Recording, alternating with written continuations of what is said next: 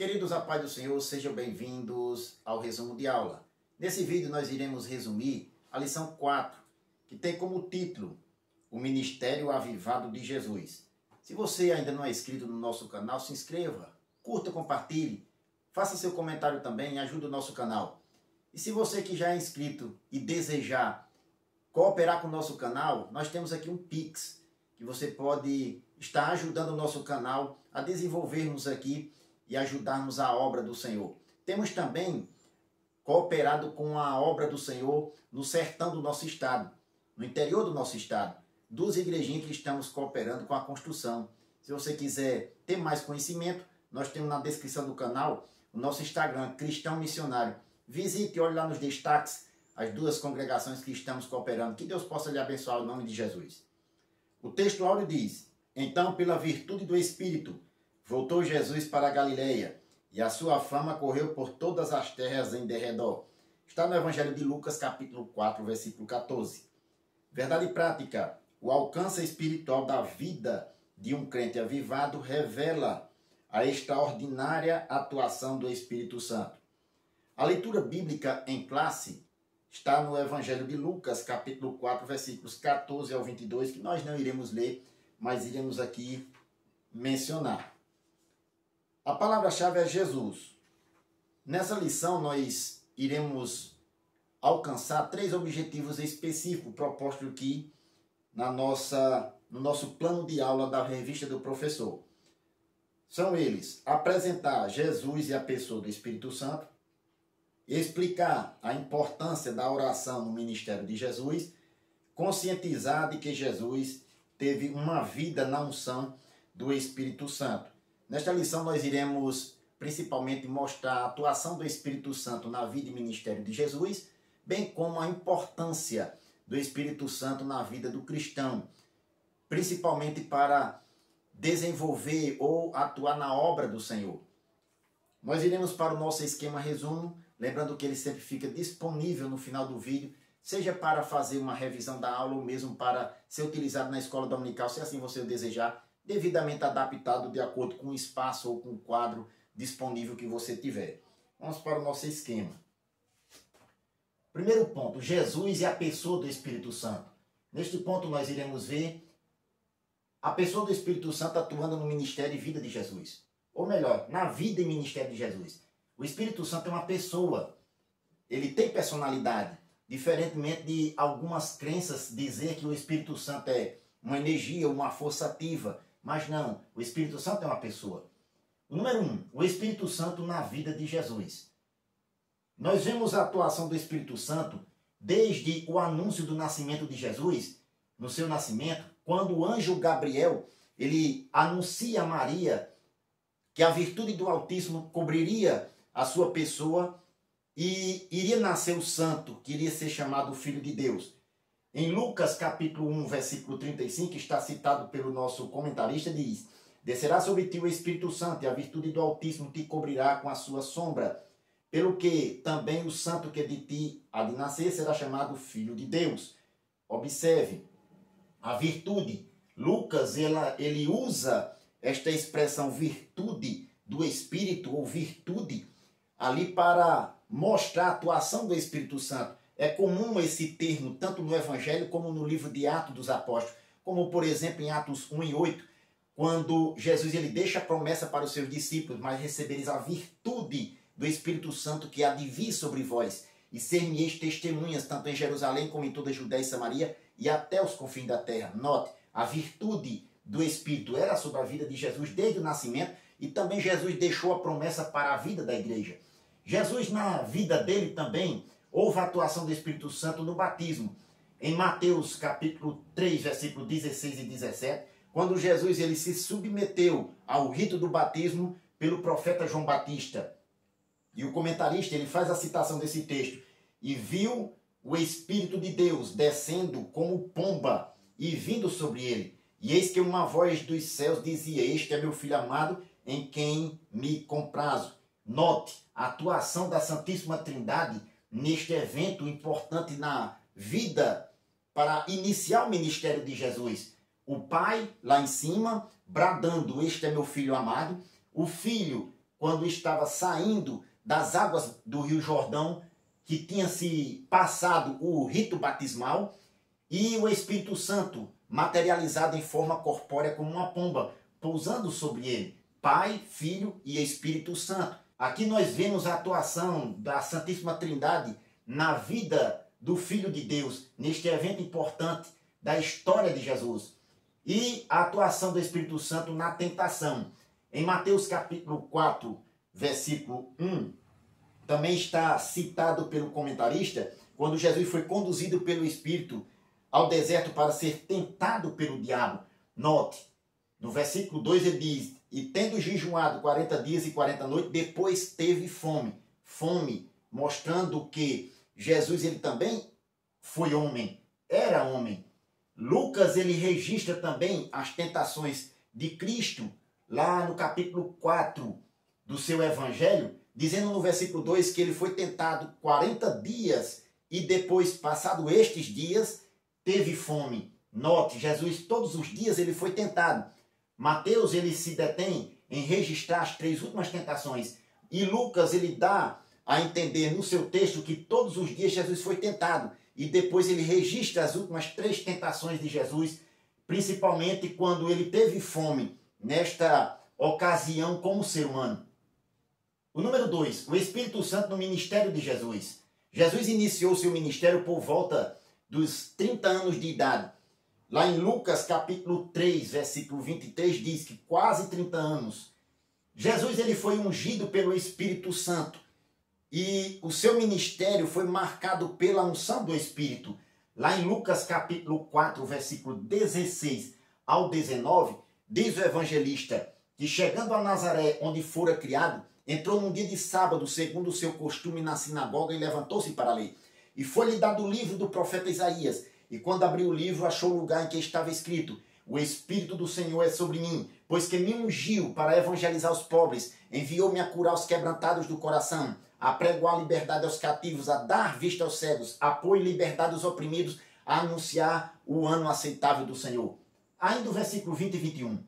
E cerrando o livro e tornando a dá-lo ao ministro, assentou-se e os olhos de todos nas sinagogas estavam fitos nele. Então começou a dizer-lhes: hoje se cumpriu esta escritura em vossos ouvidos. Observe o ministério de Jesus que ele anuncia aqui, ou melhor, que Lucas anuncia nesse texto citado por Cristo, foi um ministério com a presença do Espírito Santo. O Espírito do Senhor é sobre mim, me ungiu para evangelizar os pobres, enviou-me a curar os quebrantados do coração, a pregoar a liberdade aos cativos, dar vista aos cegos, pôr liberdade aos oprimidos e anunciar o ano aceitável do Senhor. Queridos, nesta parte aqui do primeiro ponto, nós fizemos um esquema resumido com as palavras-chave do nosso quadro, tirado da lição, cada ponto. No ministério de Jesus, nós vemos a atuação da pessoa do Espírito Santo, uma vida de oração e a unção do Espírito. Neste último ponto, nós vamos enfatizar principalmente na vida do obreiro, o Espírito, a unção do Espírito na vida do obreiro e na vida do crente. Bendito seja o nome do Senhor. O segundo ponto, Jesus e a oração em seu ministério. O número 1, o valor da oração. Nós temos 2 versões ou orações modelo do Pai Nosso, registrado nos Evangelhos. Está em Mateus capítulo 6, versículo 9 ao 13 e Lucas capítulo 11, versículos 2 ao 4. Em Mateus 6, 9, versículo 13, 9 ao 13, melhor dizendo, Jesus ensinou seus discípulos que devias orar assim: Pai nosso que estás no céu, santificado seja o teu nome, venha o teu reino, seja feita a tua vontade, tanto na terra como no céu. O pão nosso de cada dia dá-nos hoje, perdoa as nossas dívidas, assim como nós perdoamos aos nossos devedores. E não nos induzas à tentação, mas livra-nos do mal, porque teu é o reino, o poder e a glória para sempre. Note que, nesta oração do Pai Nosso, Jesus mostra ou ensina aos seus discípulos a vivermos na dependência do Senhor. O pão nosso de cada dia dá-nos hoje. Também ele ensina a confessarmos os nossos pecados e pedirmos perdão a Deus, assim como nós perdoamos, ou na mesma medida ou proporção que temos condições de perdoar a quem nos tem ofendido. É uma condição. Se nós perdoamos o nosso semelhante, Jesus ou o Pai também está disposto a nos perdoar. É a condição que Jesus mostra no Pai Nosso. Confissão de pecados e perdão. Desta forma, nós vemos aqui, neste ensino de Jesus e o seu exemplo, uma oração que mostra uma vida humilde e quebrantada diante de Deus. O número 2, uma vida de oração. Jesus, em seu ministério, teve várias ocasiões em que ele orou ao Senhor. Temos alguns exemplos citados por nosso comentarista. Na escolha dos seus discípulos, oração de gratidão, como lá em Mateus capítulo 11, versículo 25, onde Jesus, naquele tempo, respondendo, disse: graças te dou, ó Pai, Senhor dos céus e da terra, que ocultaste essas coisas aos sábios instruídos e as revelaste aos pequeninos. Graças te dou, uma oração de gratidão a Deus. Jesus, ele em seu ministério, teve uma vida marcada por oração. Mesmo na condição humana, sendo Deus na condição humana, Jesus, ele buscava a comunhão e a vontade do Pai. Tanto a comunhão com Deus, como fazer a vontade do Pai. Lá em Mateus, capítulo 26, versículo 39, Jesus, ele orou dizendo no Getsêmani, em agonia: meu Pai, se possível, passa de mim este cálice. Todavia, não seja como eu quero, mas como tu queres. Note que ele buscava fazer a vontade do Pai. Jesus, na condição humana, ele sempre buscou a comunhão e a vontade do Pai. Bendito seja o nome do Senhor. O ponto 3, uma vida na unção do Espírito. O número 1, a unção do Espírito na vida do obreiro. Quando se fala em unção do Espírito na vida do obreiro e depois na vida do crente, o comentarista, ele diz que está se referindo a uma vida de serviço na confirmação do Espírito Santo. A unção do Espírito na vida do obreiro, existem várias atividades ministeriais que o obreiro pode desenvolver, citadas pelo nosso comentarista: na liderança administrativa, atividade de ensino, na música e por aí vai. O obreiro ungido, ele tem o seu ministério confirmado pelo Espírito Santo, na atuação do Espírito Santo em sua vida. Lá em Marcos capítulo 16, versículo 20, quando Jesus deu as suas últimas instruções aos seus discípulos e foi assunto aos céus, diz o texto que eles, os discípulos, tendo partido, pregaram por todas as partes, cooperando com eles o Senhor e confirmando a palavra com os sinais que se seguiam. Note que os discípulos, eles pregaram por todas as partes e o Senhor confirmava a palavra da pregação com os sinais que se seguiam. Sinais ali são os milagres que aconteciam quando se pregava a palavra. Que sinais era isso? Do versículo 16 ao versículo 18, mostra os 4 sinais que Jesus confirmava com a pregação da palavra por meio dos discípulos: salvação, libertação, cura e batismo no Espírito Santo. Um obreiro, ele não pode, dessa forma, para ter o seu ministério aprovado na unção do Espírito Santo, Jesus confirmando, de forma alguma ele pode negligenciar a oração, o jejum e o estudo da palavra. Lá em 1 Timóteo, capítulo 4, versículo 13, Paulo, ele instrui o jovem obreiro Timóteo, dizendo: persiste em ler, exortar e ensinar até que eu vá.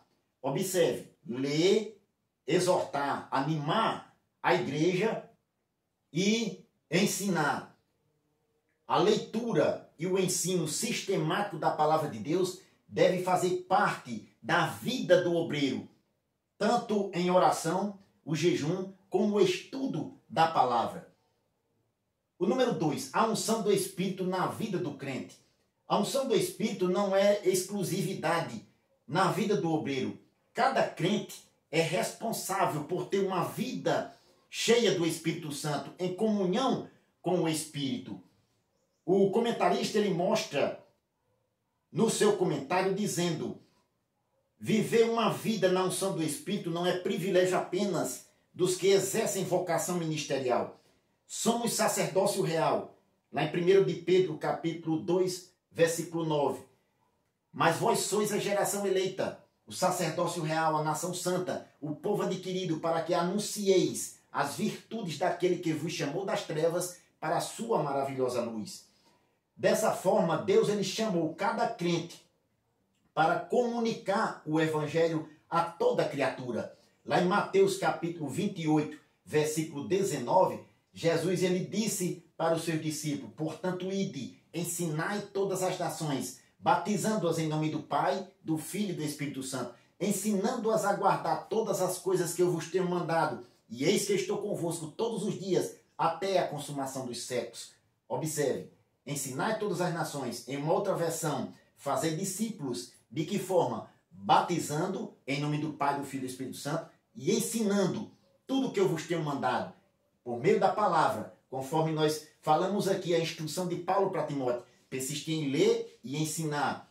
Assim, o Espírito Santo na vida do cristão o ajuda, o capacita a ser uma influência na sociedade, em todas as esferas, a partir de sua família, aonde ele vai, ele é influência, ele influencia aqueles que estão em sua volta, seja no seu lar, seja na esfera social, onde ele trabalhe, onde ele estude e assim por diante. Lá em Mateus capítulo 25, versículo 4, conforme as virgens prudentes que levavam azeite em suas vasilhas com as suas lâmpadas, e o azeite ali simboliza a presença do Espírito Santo na vida do cristão. Bendito seja o nome do Senhor. Queridos, nós aprendemos nessa lição que a vida e o ministério de Jesus foi avivado porque ele foi ungido com o Espírito Santo. Que a nossa vida possa ser também marcada pela unção do Espírito em nossa vida. Tudo que possamos fazer para o Senhor, seja na vida ministerial ou pessoal. Que o Espírito Santo confirme a nossa missão, confirme o nosso ministério e tudo que possamos fazer para Ele, pela sua presença, com os sinais. Que o Deus Todo-Poderoso possa te abençoar em nome de Jesus.